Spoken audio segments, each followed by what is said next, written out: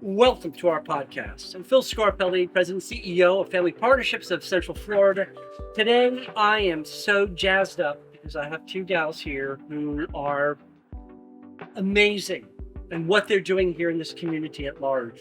I want to introduce Jeannette, and her husband's not with her, but Jeannette and Larry Jarnes are the founders of Relentless Equestrian Stables. And then they brought along another team member who is Rebecca Britt with Stable Moments. Ladies, welcome. Thank And you. thank you for taking the time. I've been here for just so long, and I can see how much work it takes to manage such an operation. Tell us about how this began. Well, it began 6 years ago. But a little bit before that, too, I always wanted a farm. And my daughter was going through some stuff when she was younger in second grade. And, it was my thing of I knew that animals have a connection with humans. And I felt that maybe this might be something for her. And that's when I thought about the horses, because she's not a team kind of girl. She's more of a person that's one-on-one for a sport. So I was trying to think of sports that would help her to meet other children, that it wasn't working in school. So then we tried ballet, did not work. We tried gymnastics, did not work. And that's when I was like, you know what? I know how horses make me feel. My story has always been with animals since I was young. So I was like, let me see if this would work with my daughter. And since my kids, my husband would probably say, yes, this is true. My kids, anytime I was able to be around animals, I was bring my kids to work with animals in some way with farms or whatever that we had in Massachusetts. So we started working with horses, and I saw the difference. I saw her connecting with the horse. I saw her connecting with kids in the barn because we were having a barn life, a barn family. And this is something that I always wanted. And when, until this day, and now she's 21, she doesn't work with me on the farm, which I was like, girl, now I have the farm. I'm like, and now you're gone. But she comes back, and she's always, we still have Jessie, the horse that helped her through all this. And now Jessie is helping others. So my horse is healing humans. So now they're helping others. And finally, my husband was like, yes, we can buy you the farm 6 years ago. So it's been kind of a snowball. And, which Rebecca said last week was God lives here. And I was like, maybe he does, because anything I ask or anything that I put my head to, and I said, I really need to do this, it comes to my doorstep. And Rebecca was one of the people that came to my doorstep probably 3 years ago, maybe now? Yeah. She was coming in to lease a horse. And of course I was like, this is what I'm doing here. But there was other stuff that I was doing. I was like, so I have my foundation that I started, which was Horses Healing Humans. And I was like, I'm working with veterans and first responders and kids with disabilities. And I'm like, and then she was like, she's like, did you ever hear about Stable Moments? And I'm like, Stable Moments. And she's like, working with kids that are in foster or adoptive. And she told me the whole program, and I'm going, oh my God, since we also had those in our family too, that we worked with kids that were part of our family that were foster and adoptive. And I was like, that's amazing. How can I do this? And so then that's when we decided to connect together. And I did the process up to become a Stable Moments. And the neat thing was she had hers branched off in, what was it, in Maine or New Hampshire? I started in Georgia. We have several locations, but yeah. But she was like, yeah, she goes, I don't have one here. And I live here. And I was like, let's do it. And it was almost a full circle that with her coming in with Stable Moments and the kids, working with the kids and working with veterans and working with the animals that I also rescued, it kind of came into a full circle. So that's kind of a little bit. So interesting. It was almost divine. You talk about God lives here, and then not only is everything you're looking for materialism, and then you come along. Yeah. What was that like when you got that kind of reception? Yeah. So I've been dying for a location in Florida because I live here and I started it in Georgia. I licensed the model to about 40 locations nationwide, but we never had one in Florida. So I came here just on my own accord and told her about the program. And she says, I want to be a location. And I'm like, this is so good because now I get to be somewhere where the program's actually happening. And I've always talked about that community members need to play an active role in the life of children.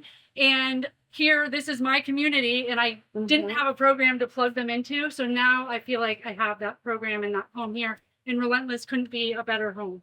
And tell me about your family and their support. Yeah. So developed my whole program in Georgia, but we had to move to Florida. And it was actually, I thought, oh my gosh, I have to shut down my whole program. And what am I going to do? And this is going to cause more trauma. And God, why did you give me this calling if you were going to make me shut it down? And all the things that nonprofit people think of. But by shutting it down, it made me write the book. It made me develop the model. It made me license the program. So again, his plans are always bigger than ours. And that's really where it started to blossom. Jeannette was just kind of the final piece of the puzzle, allowing me to have a location where I was. It's interesting. There's such a common thread, what I would call the golden thread between your relationship, is that it began personal, right? Families a part of it, right? And now you're serving communities. And by the way, the notion that humans healing, horses healing humans is your mantra when the world understands rescues about humans bringing in animals with adverse experiences. And you've made a twist I've never heard before. It's remarkable. So today you have a foundation. I do. Tell us more about what the foundation's doing, maybe how the community can help support it. Yeah. So it's going to be 2 years coming in November. So it's coming up close. Never thought that I could do it. I mean, I was on Habitat for Humanity for 4 years, raised funds and worked with families, and I was the chair for it, but I never was.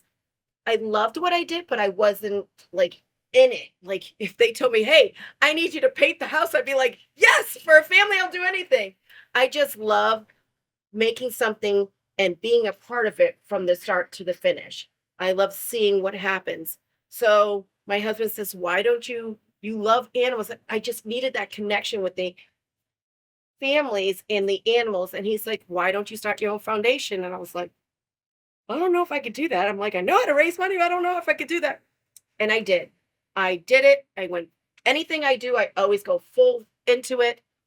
And now it's been amazing. Like we're serving foster kids and adopted kids. We're serving veterans. We're serving first responders. We're serving now kids with disabilities for riding, for CTRI. So we have therapeutic riding here.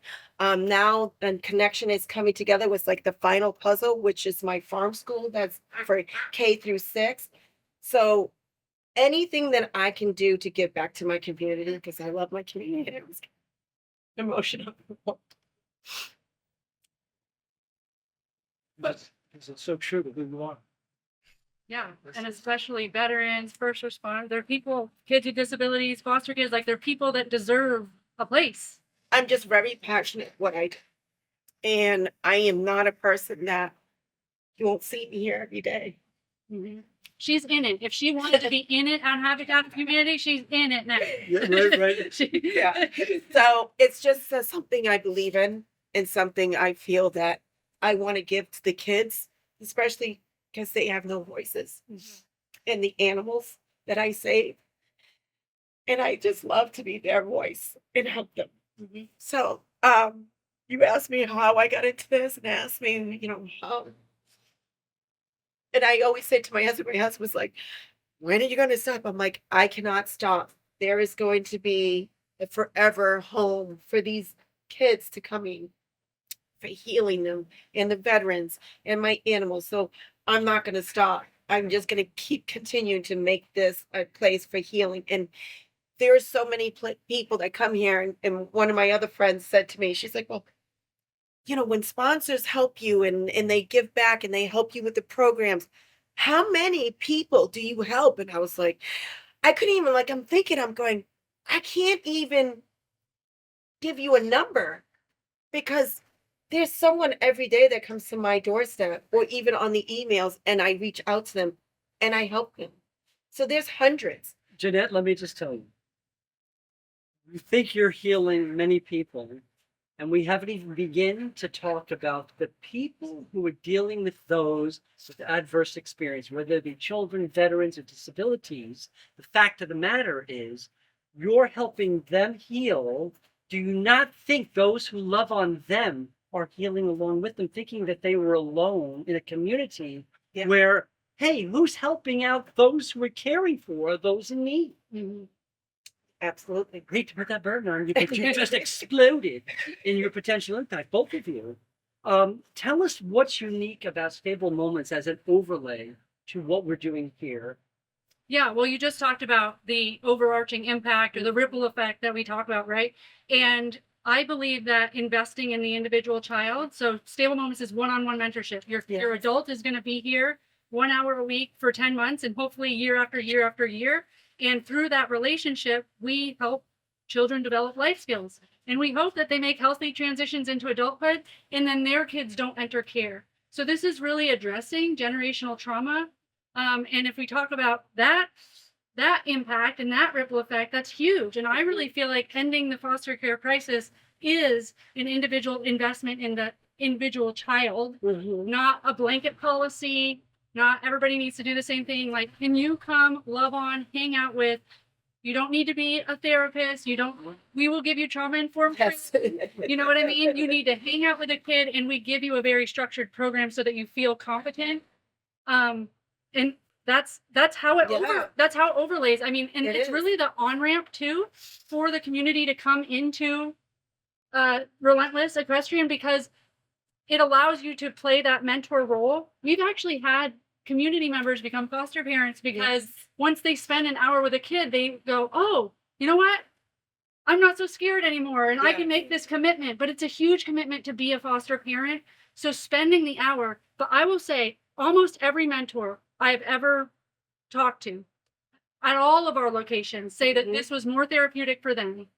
Yeah. They learn more. The kid taught them so much. Having a kid actually want them to show up and jump out of the car and say, is Larry here? You know, and then the horse connection, like it's really just a place of belonging that kids. Let me ask you this age-old question that I've been exposed to, and that is, people sometimes says, I don't know if I can do it. I don't know if I can mentor a kid. What would you respond? Well, I will respond that anyone can do it. If you have if you're a caring person, you can totally do it. If you mentor your child now, you can mentor someone else. Even it was just last week, we had maybe 9 people that came out that were aging out foster kids. And they said, can you do a career day? And I was like, sure. Didn't really know what I was doing. Did the career day. And this one child stood out. And I was like, she's telling me her story. And she was like, I said, I'm so sorry. And she's like, no. She goes, God answered my wish. And I says, well, what's your wish? She goes, to be at a farm. And I was like, oh. And that, I mean, and I wasn't even thinking of mentoring. I was thinking of teaching career day and what to do here. And for me, I was like, I'm helping her. I'm mentoring her this day. And now she's like, can I come back? I'm like, absolutely. So even if you think that you can't mentor, it just happens. Well, and we teach so much about being curious, being empathetic, being present. So it's actually modeling for a kid. If you're like, I have no clue what to do right now, or I'm a little bit frustrated, or how do we figure this out? Or this is getting a little too much for me. Can we slow down? Those are all things you can just say out loud. And it's modeling for a kid how we would slow down. What happens when we're overwhelmed? Like those things are going to happen in normal human relationships. And human relationships are not built through being perfect and having the perfect responses. No. They're built through how are we going to get. And neither being on the farm. Exactly. Because there's always something that happens. Yeah. It's like, another day at the farm. Right. Let's talk about that. You refer to it as a farm school, and we're talking about its impact on shaping the lives of young people. What is that actual relationship? Get a little more deeper into the farm school impact on maybe even ADL, activities of daily living. What is that transformation like? Well, man, it's big with the farm school. Yeah. the farm school is going to be really an impact and going to be really phenomenal for the community. So this is for kids, a lot of kids are coming, even the moms were coming to me and doing micro schools, and they say, my child, I am not happy with the public schools, or I'm not happy for my child sitting at a classroom for 8 hours. And I saw that calling, and there was something that I always wanted to do here, but it was almost like it was time. And now they're coming to the school, they're learning academics, science, math, and all this, but they're also learning to be with the farm animals. They're learning how to milk a sheep. They're learning how to work with a chicken and see the chicken being born from an egg to a little chicken. Cooking. I mean, selling and produce. then selling produce, selling their even the candles that they make from the goat milk. Yeah. It's just, this is something that is going to turn around everything, and that the kid is going to be able to be like, wow, I didn't just sit and just learn how I do my math and everything. I went out and I worked counted the duck eggs. That's math. Doing anything else is with animals, is doing any kind of education. Gardening we're going to be doing. So what is your environment doing that traditional settings of education aren't? And what makes it unique? Why do you think that's happening? You're proving it. Have you looked at what is happening in that experience, in that learning experience for kids of adverse experience? I think it's total hands-on and ability to be yourself. So we know kids with adverse childhood experiences often have triggers or behaviors, or they're unable to keep their body still, or a traditional classroom just doesn't set them up for success. Right. And they even have like disciplinary programs where it's like, sit still, red, green, yellow. This allows them to like use their body. This allows them to. Yeah. What's interesting is we were talking about trauma informed, right? The buzz today, decades later, I've studied this stuff forever. It's really trauma responsive. Mm-hmm. You two and your environment, and if I may call it your milieu, as we talk in the clinical word, is so therapeutic. It's largely because what you're describing is you are anticipating a response that may be atypical and mitigating it before it happens. Mm-hmm. And these kids are feeding off of that as it's a psychologically safe place to simply be who they are. Yes, 100%. That's really a beautiful thing. I mean, you guys are in high level science and you're so humble and you're running a farm. Yep. Well, we do, I think, horses specifically, but all animals, yes, we teach everyone to read behavior as language. Mm-hmm. So if a kid starts chewing on their collar, or maybe they were telling you that they couldn't sit still way before they were falling all over their chair or being disrupted. And so we can use horses when they pin their ears back, when they stomp the ground, if they switch their tails, that means something. So we can go, this is angry. What do we do when we're angry?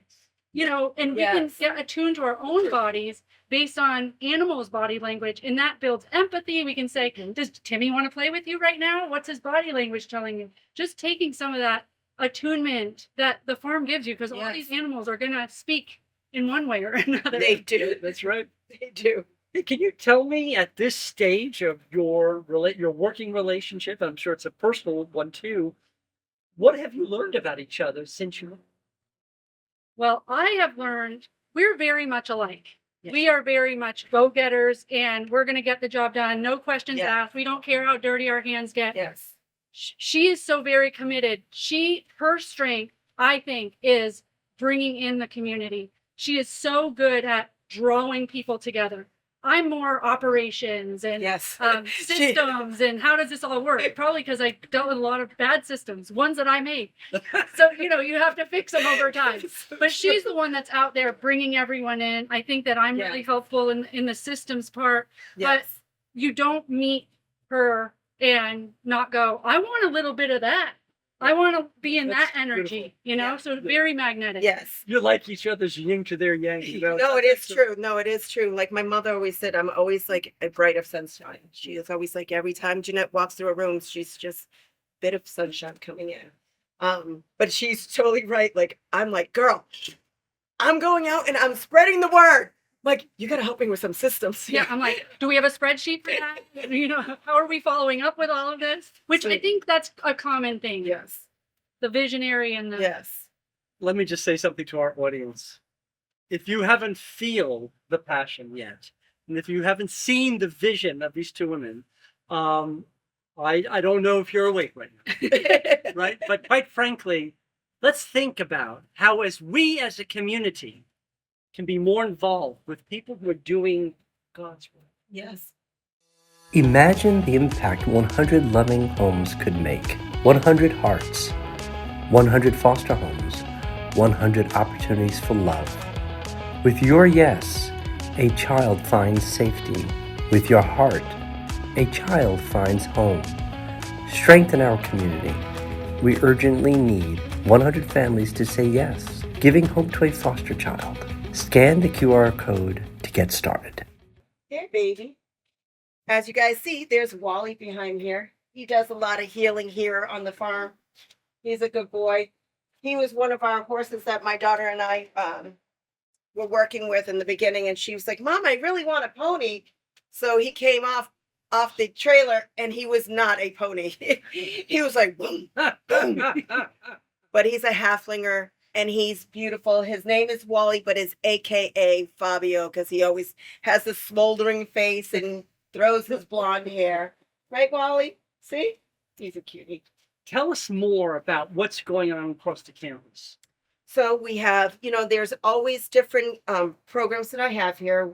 One right now, we're doing summer camps that the kids come in and they're working with all the miniature horses in the barnyard, because I have a lot of barnyard here for kids that come in and they don't want to work with horses and they're scared of them. Then they work with the barn animals because they're smaller, and it's really been working great. I had one child that came in that, at first we did a therapy session and I thought that she would never come back. She was screaming. The therapist was like, oh, don't worry, Jeannette. I'm like, oh my God. 8 weeks later, this little girl knew all their names, helped me close up all the animals, and she was not being as verbal until after that. And it was just an amazing feat that we did. And it was like, wow, we did that. So even when I think that we can't do it, something happens with the animals connection. And you would know that too. Maybe talk a little bit more about confidence. This whole journey that you're doing, and you're a parent, I'm a parent, well, parents here. I mean, that's like the one thing we want for our kids to experience in life is self-confidence, right? Yeah. And when they have it, and they really have it, doors open and their dream becomes real. 100%. So like a lot of kids that we serve will come and they'll be kind of shells of themselves or kind of quiet. And to be with a horse, actually, horses are really interesting, and they're prey animals. They usually need to, in the herd, have an alpha that they will lead them to water, lead them to food. So they like following. But to be an alpha, you need to prove that you're going to keep them safe and that you're going to do alpha-like things. Yeah. So we teach kids to walk with confidence, walk with purpose. They can't go around a horse and go like this. Yeah. They need to have that assertiveness. And once they see how effective using their body is to be assertive and lead and have a horse trust them, then you can see that confidence 100% translate homeschool community where they're like, I manage an 1,100-pound animal, and they can see it when we use the round pen and stuff. You can see a horse not listening to them, and then they use their body to get, and the horse starts listening immediately. So they get like a mirror of what confidence looks like. Mm-hmm. It's really, it's one of the very unique things that horses can show us, and confidence is huge. Self-worth is the crux of it all, right? Imagine that. Yeah, I'm telling you, it's amazing. And with the programs that I have here, like the summer camp and Stable Moments is going to be starting to come back up in September. So I'm looking for mentors to help come in and mentor children. So that's going to be starting back up, and that's one child, one mentor, one horse for 10 months, 1 hour a week. And I'm telling you, the girls and boys that have done it this last year, when their mentors couldn't make it, they're like, I need to reschedule. So it's really something that is touching and seeing the child change from the beginning to the end. Then I have the Riding Strong program, which is an 18-week program that the kids learn everything from horsemanship all the way to riding. And that's again another gives them, self-confidence. They come in, they have 3 goals they work on. They have a goal of a horse goal, a family goal, and a school goal. And we go through that every single week with them, twice a week. And that's been something phenomenal. And the nice thing that's coming up, which is the biggest, which helps these programs and helps these kids and helps with the kids programs, the veterans programs, and the animal programs, is my gala, my 2nd annual gala. Last year was super successful, and I had no tickets. All the community came in. They showed me support, and that was another touching moment. I had 181 community people come in and help me out with this. So it's going to be September 19th, Sun Tree. Again, but this year is going to be denim and diamonds. So you come in with your denim and your diamonds and your cowboy hat. It's going to be a great event, but this helps my programs. This helps everything that the kids with stable moments, the riding strong programs, the programs for just the animals, because I have, so many rescues. This helps me to do more. Mhm. If there was one thing you wanted to leave our audience to remember, what would that be right now? Come on. Oh, we're going to get emotional. That's okay. We love emotion. To remember that Relentless Stables is always going to be a healing place, and you're all welcome, whoever it is. If you feel that you need a place to feel comfortable and come to, and someone's going to love you, whether it's an animal or a duck or a horse, anybody, we're here for you, and we want to help you. Yeah, I think if you're a community member and you want to get involved in the farm life is for you, we would love to have you out here. Everybody can play an active role in the life of the child. Everyone can be meaningful if you're willing to just show up. It's all you need to do is just show up over and over and over again. And whether you just want to tend to horses or just want to tend to the animals, or you want to actually be with the kids, we've got training for you, all of that. Yes. You belong here and we need you.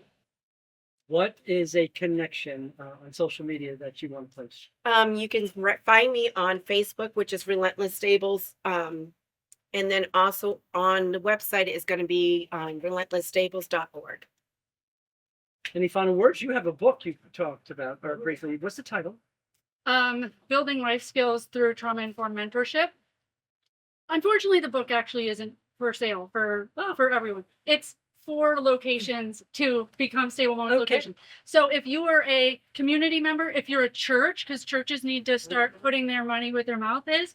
If you want to launch a program for foster kids that engages the community, we tell you how to do it. So if you want to become a Stable Moments location, you can go to stablemoments.com, and that's where the book, all of our activities, color-coded mentor conversation cards, all of our tools, you get all of that stuff. So we know somebody needs to launch another program. There's plenty of kids in care. Yes. Yes, absolutely. I want to leave, well, first of all, I want to thank you both. You're amazing. You're inspiring. And impact is not a strong enough word about what you're doing. But I would say to our audience, if you've heard something today from these gals and it made you emotional, if you heard something today that inspired you to reevaluate what you believe your purpose is, I really would suggest getting to know the programs here and these specific women. Because did you ever think for a moment, a place where healing begins, a place where confidence is built, is something you too may take away. Yes. If you think, I don't know if I can do that. And we didn't think that we could do what we did. So when Stable Moments was just a little program, I didn't know what I was doing. And now we have 40 locations. And foundation. And with the foundation or this huge property, she just had a dream. You just take I had a dream. one step at a time. So take your first step. Can you get a better testimonial than that? Thank you all for listening, and Thank see you you. next time on our podcast. Bye.